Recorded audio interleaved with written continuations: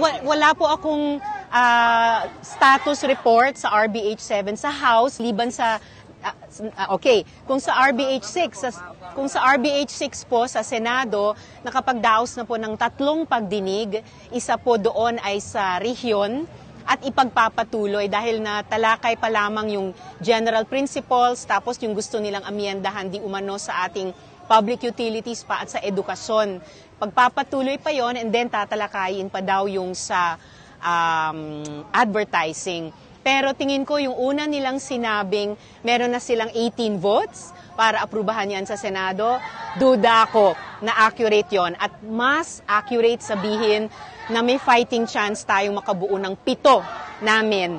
Kasama si Senate Minority Leader Coco Pimentel na boboto ng no sa RBH 6. Hindi ko, bukod sa amin ni Sen Coco, hindi ko pa masabi yung iba, basta't yan tansya pong iyon ay batay sa mapping po namin sa balance of forces sa Senado.